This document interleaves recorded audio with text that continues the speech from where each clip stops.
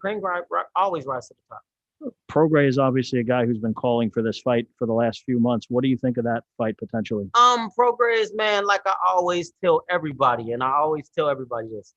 He keep yelling my name, and he's doing what he's supposed to do. When I was coming up, I was calling everybody out. He's only doing what he's supposed to do. But like I always tell him, just keep doing your thing. I wish him nothing but the best every time he fight. I hope he win. But like I said, man, if he get in the ring with me, I'm gonna fuck him up. Do you think that's a realistic fight maybe next for you or not? Maybe not next. I don't see that next. But if it do come next, it don't matter. It don't matter. I'm gonna win. I'm gonna fuck Buddy up. I just have one last question for you. In my personal opinion, I think that Rikus Prograis would beat him convincingly. I don't think that he would stop him. Adrien Broner has shown to be pretty resilient and to have a chin. I don't think that he would stop him, but here's some interesting facts right here. Now, we got to be critical here. Despite the fact of how great Broner's post-fight press conference media Zoom interview was after his, in my opinion, very close decision win. Many feel it was a gift over Jovanie Santiago. Adrien Broner has fought, let's see, this is his third fight since April of 2018. Remember, in 2021. April, you might as well say it's March now. Here, February the 23rd, 2021. February, not to tell you what you already know, only has 28 days. So, the point I'm trying to make is this. Now, if you go back to looking to 2017 when he fought Adrian Granados, a lot of people had him losing that fight.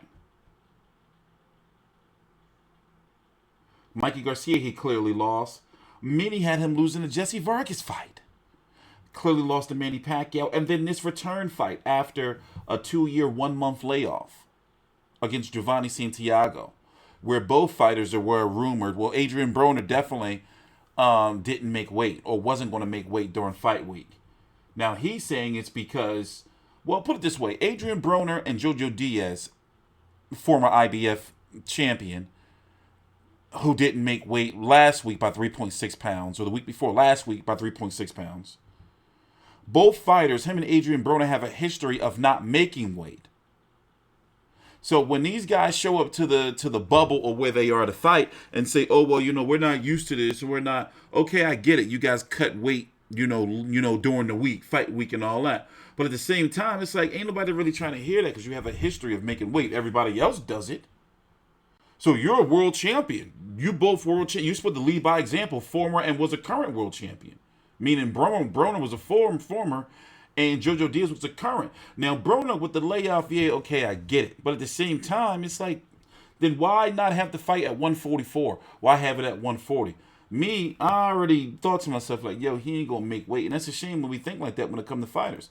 But to go back, what I was going to say is, Broner could be 0-5 in his last 5 fights. He could be 0-5 if things didn't go his way. Or 0-3-2. Or any variation of that. So when you look at the performance that he put on Showtime, you think to yourself like, yo, does dude really have it anymore? Here, let's take a jump cut. Please subscribe to TstreeT Controversy with FightView360.com. We're going to take a little jump cut.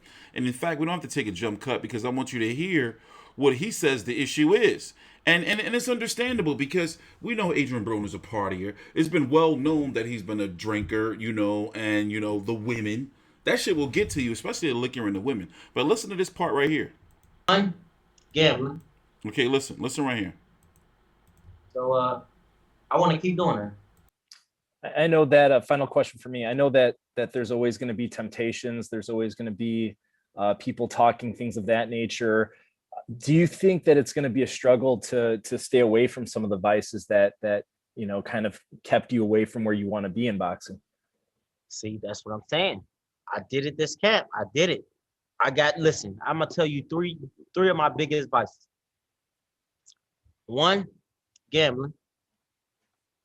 2, sex, and 3, women. And well, I say I'll put. You could put some. You could put some together. I'll say one more. I say one more, huh? One Look more. how older he looked Liquor. from that Yeah, great weight yeah. loss. I was drinking and partying a lot, and I stopped all four. And I just focused on boxing, and it was tough. It was tough to go in the house and look at my beautiful wife every night and not kiss her or want to make love to her. It was tough, but I did it. And every time I came out the room, uh, GT, I had him living with me. He would just keep it in my mind, like, hey man, don't be having no sex. And that was helping, but I had it on my mind anyway. I wasn't trying to go in the house and make love to that girl. I was focused on this fight, and I did it, man. And I think I could keep doing it, but I'm going home and make love to my wife though. So, a lot of people are going to watch this post-fight interview and say, hey, he sound like he grown up a lot. He sound like he knows what he has to do. He does know he has to do. He does sound like he grown up. But physically, can he do it? The 100, by the way, my website is back. The rankings are now updated monthly. FightView360.com, according to the WBC, WBA, IBF, and WBO. When they update them, we update them. And also, we do them color-coded with the rankings. Link down below. With the champions, link down below, right in the description box. So, looking at the 140-pound division, can he hang? Look at it. And then we're talking about the guys who are going to be moving up to 140. Now, remember, he don't want to be at 147. That's clear. No power. He wants to be at 140. That's the move, is for him to be at 140. So we're going to talk about 140-pound fighters and 135-pound fighters that are moving up to 140. Now, let's just go with the smaller fighters first that'll possibly be moving up. Newbies to the division. Remember, Adrien Broner, 130, 135, 140, 147, 4-division world champion. Who did he get his first title from? Was it Perez? It was Eloy Perez. No, it was Vicente Escobedo. No, Vicente Rodriguez. The first fight I ever covered of his was Eloy Perez. And I've covered every single one on YouTube. That's crazy. So, what was I saying? Oh. Imagine him against Devin Haney. We don't really know much about Devin Haney right now, but youth right now and speed would have you likely picking Devin Haney over a Broner at 140, right? Would you pick a Teofimo over a Broner at 140? Ryan Garcia, I probably wouldn't. I'm still not, I don't know. But looking at guys like 140, now a guy like Josh Taylor would batter him. Jose Ramirez would likely outwork him. Now remember, Broner's Achilles heel in the ring is he can be outworked. And have you seen his feet? Have you seen his feet? If you haven't seen his feet, my lord, just smoke some pot, go check them out. Them things are horrific. They're chaotic. They are a mess.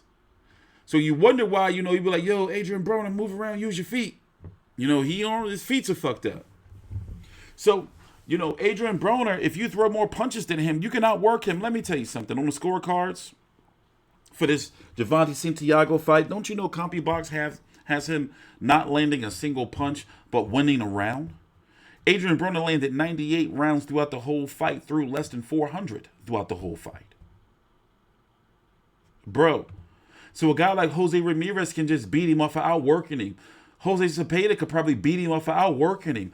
I'm concerned that Adrien Broner days are behind him at 135, and the top guys at 140 can beat him. I'm concerned. Think about it. Hardcore boxing fans. That's a concern for Adrien Broner supporters. The top guys at 140 pounds can lay some hands on him. Ivan Barancek will take him to hell and back. So when it comes to Rodriguez Prograis, I don't know. So I say this. I think they should baby Adrien Broner. See how he does against Ivan Radkach. who went 12 with Danny Garcia. Jose Zito Lopez would be a hard night for him, but that would be at 147. If he's competing at 140, you know, because he barely made it through this late replacement Jovanie Santiago, dude. What the hell, man? I'm looking, and I'm like, yo, who do they find for him? Yo, get that dude that Josh Taylor punched in the stomach. Ampion Chong Song. Get this, go find this man. This dude. He got 13 KOs. You never know, man. Them Thailand motherfuckers come over here. I gotta stop cussing. You know, they come over here, throw 1,000 punches too at your ass. I don't know. I'm concerned. So let's go to the other part. Adrien Broner, did you notice, like, I feel that boxing is being purged. I feel that boxing is being purged. I feel that COVID is exposing and purging boxing. So here, let me pull this up here from Big Fight Weekend. So this weekend, now this is bad. The Broner fight peaked at 200,088 viewers. But his last fight against Jesse Vargas off pay-per-view peaked at 780. Now remember the days where boxing used to do on Showtime, you know, like 1 million views, you know, 700, 800, 900,000 million on Showtime. Now you can get down. Now you can barely get that on ESPN. Now ESPN is not free. I hate when they say it's free. You have to have cable to have ESPN. And do you not have to have ESPN with cable to have ESPN Plus? How does that work? I don't know, because I have cable with ESPN Plus. It's just that ratings are low. Did you notice a lot of boxers and a lot of promoters and managers just disappeared? Some of them on the shelf because you got to get the big names out first. But the ratings are low. Purses are going to have to be adjusted. They have to. They're waiting for these crowds to come back. But listen, you want to be on the shelf? It's just that I remember Broner used to be like a real big attraction. And it's just his comeback. Even though it was against Jovanie Santiago, people just wasn't tuning in. And then remember, we're still in a pandemic and people are sharing accounts. So cable is dying. And you wonder, like, where's this going to leave boxing that doesn't have a pay scale and is so fragmented? But it's going to be interesting to see where Adrien Broner goes from here, because I'm really like, yo, I don't know, bro. I have concerns. I think they're valid concerns.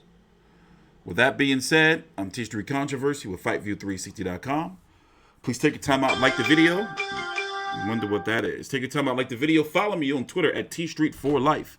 Visit our website, FightView360.com. And we will see you this weekend. Please subscribe.